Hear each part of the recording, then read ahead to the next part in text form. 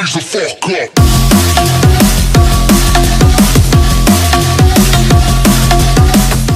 Lapu we saw before, Yeah. so it's sort of okay. I sort of expected Lapu, but Pharsa is something that I wanted to really see because it was something kind of hinted to me by some of the players when I talked to them. I was like, oh yeah, Pharsa is actually pretty good because of the ultimate, right? Feathered airstrike, it just makes you another turret. Yeah. And it does so well, and you can kind of run away with the wings by wings to just walk away so quickly. Lapu, you know, he's an assassin, he's a fighter, so he's really flexible into that. I want to see how things go. And so they're going to take the spinner here. Either way, it's not going to try to evade both AERO or Pharsa and also either way not trying to get that. But yeah, as you say, Pharsa and also Lapu, I'm really excited to see how either main is going to play this heroes into their side, especially in this BO3. Yeah, it's BO3. You know what? It's a BO1 basically because it is 1-1 right now. Yuji is there, and oh, that's an interesting skin. Being the pick up, but oh, that's more interesting because Yelly Haze gets caught out there, but he's a choke, so he's pretty slippery. You can see that, you know, the strength of Pharsa is that he can do so much damage from so far away. Like, she has that power impact. Meanwhile, blame careful, but yeah, like I was saying, right, Pharsa, she has an energy impact that does so much damage from so long range. She's kind of like a Selena, but less mobile. That is true. And with her ultimate, as you said, it's like a mini turret. Yeah, it's a little mini turret. You kind of just soup yourself in a turret and just keep spamming it out. But I think both teams, they're happy to farm it out until they get level 4 at least. Oh, LJ, ejector, will force it out. Ooh! What? Nice a bit of a mistake there because the mortar coil did not land. If not, that could have been a sure kill. But now it looks like they are roaming to the mid lane. You can see Lapu is in the bottom lane. So it's a kind of like a 1-2-2 on the side of AETHER main. They just want to get as much farm as possible. And it's same as AERO Wolf as well. It's a 1-2-2 where it's a roaming 2-man squad. But the main thing is that you can see this Grok, he's already level 4 while Martis and Johet is still level 3. So without those ultimates, maybe, just maybe, AETHER main wants to do a power play since they have that advantage here. And so we are not seeing a lot of like really aggressive play compared to previously what we have witnessed in day 1 and day 2, where people is just invading each other's jungle, initiating the wars immediately. But we're not seeing anything like that. So either main is going to take turtle without no contest. AERO Wolf, I don't think they really realize it here. I don't think they realize it. And the thing, this is why Pharsa is so strong. She takes objectives so fast because she can just spam that ultimate over and over again and just do so much damage. That is absolutely correct. Oh! First blood by Pharsa here. Yuji doing very well with the mortar coil there. Not the moral call there, an energy impact. It's okay, but you know, you got your point there. But I'm not really sure what happened. Maybe it was just like strangling, but you can see Yuji. Wow. This is the strength of the Pharsa. I was really surprised to not see it earlier on, but she can just spam so well. But for Pharsa to work, she needs a good team around him. But looks at that, Decimate will pick up that kill in the bottom side. What will be able to get that kill? Lapu not doing so well so far for Coco. But Cho is just putting some pressure on the bot lane. They are leaving it though. AERO Wolf coming into the mid lane, probably trying to pick Brock here. LJ. Oh, Yuji pops the feathered airstrike, Wow. and now LJ playing the ring around the Rosie. Immediately uses the Summer Force, but into the turret range. Ejector pushes the Grok back. Great play, and now he should be safe. I don't think there'll be enough damage. Wraith is stuck though. Wraith is now in trouble. The feathered airstrike doing so much damage.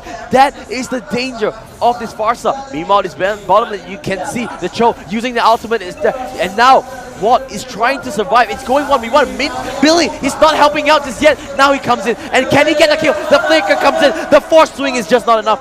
Both teams will be able to survive. I don't know what Billy was doing. He was just going farming for the gold. Yeah, he was going for the river crab. He could have gotten that kill for himself. Playing a little bit aggressive there. Maybe the nerves are coming in a little bit. Ooh. Okay, so Pharsa is unleashing her ultimate. They're trying to push back AERO Wolf into their own turret here while clearing out the minions so that it could go forward.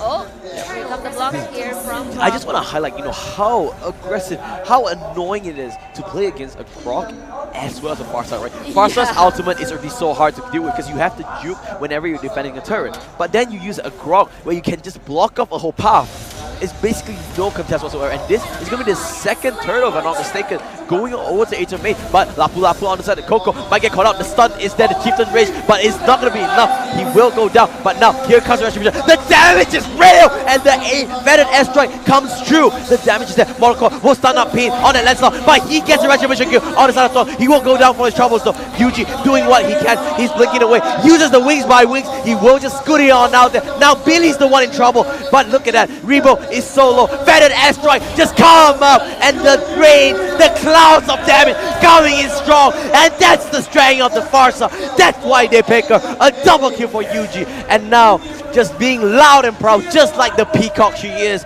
just going scooting on down to that mid lane. Pharsa's damage, she managed to get a double kill there with the ulti, and Grok just, as you said, blocking the pathway for them, not allowing them to escape at all.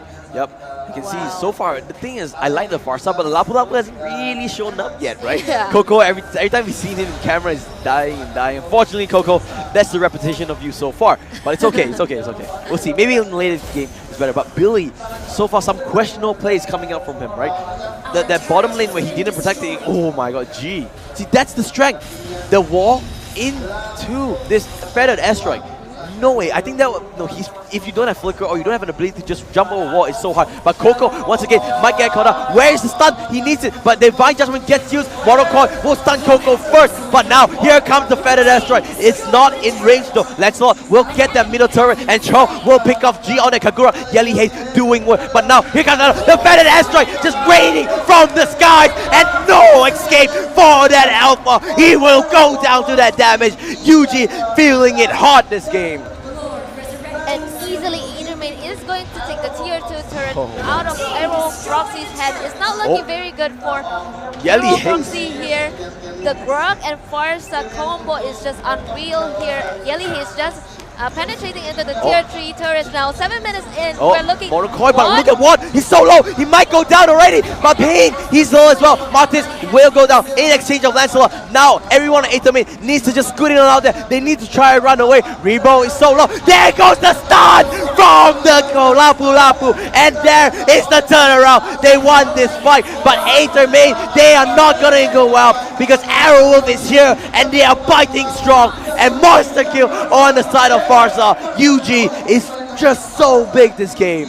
Yuji is just being the cleaning crew of Ethermane. She's just sweeping people off, cleaning up the remaining teammates. Getting Yuji. great. Now this is the problem. If Yuji gets stunned up or he gets just close control in close combat, he will have problems because he's really immobile, right? Once he used that wings by wings, he's not a bird anymore. It's so hard to go on him. That's so hard to run away. Oh, there's a pause in here. Pause. Interesting pause here. Not really sure what. I think it didn't really affect the game that much because at least everyone was like out already. So like they weren't fighting or anything like that. Yeah. But finally we see that pick of Lapu Lapu from Coco, right? Give that Chieftain Rage, stunning up two members, trying to turn the tides for them. Unfortunately for them, Arrow Wolf just bit back. You could see the damage was insane. And yeah, this game is still really neck and neck. Just the overall teamwork of Ethermane is so beautiful. Every time the other was rushing and initiating a war, Pharsa immediately uses her ult, blocking the way of escape, completely putting them in a box for the kill. Yep, that is true. They put him basically in a small box and they force him into that walkway. And when they're walking out, Pharsa is just having free hits over and over again. I really like this Pharsa pick so far. I think Aethermane pull up a big trump card here. It is even better for Ethermane, especially Pharsa is really strong in the early game. Yeah, but this is the one thing, right? If it reaches the late game, this could be a problem. So Aethermane, yes, they have the advantage they need though to end it as fast as possible. Because when it comes late game, it might be an issue. So I don't know what's the process about. Probably technical. Okay, there's no more because we're back into the game immediately. Thankfully, that's a short one, but LJ stun up. Ooh, the Justice Blade. A bit almost sniping away LJ. Unfortunately, he does survive there on the side of Aethermane. We haven't seen a lot of like Kaya play, a lot of pulling into the turret for initiating the war there. But Yeah, Yelly Haze is lacking a little bit behind in terms of level here, also with Rebo. Actually, I don't mind Yelly Haze, but your Kagura, your carry, is only level 9. Ward is level 8 only as well. Meanwhile, you can see Pain, Yuji, the Lancelot, the Pharsa, the main carries are already double digits. This just shows how far behind in terms they are in experience. And Yuji already got into level Lancelot! Phantom Execution! Just delete Kagura off the map. Wow, Pharsa's ultimate also has a really quite a quick This could be the turnaround and the flicker. Where's the knockback? There's the way of the dragon. There's the stun up. There's the lockup. And there's the kill. LJ doing what he can. Ejector pushes Yelly baseline. At least they get one kill. But a beautiful Guardian's Barrel will block them completely. And now this is where Pharsa shines. He can just turn it up. Use that feathered airstrike to put on so much pressure. AETHER main forcing out both lanes.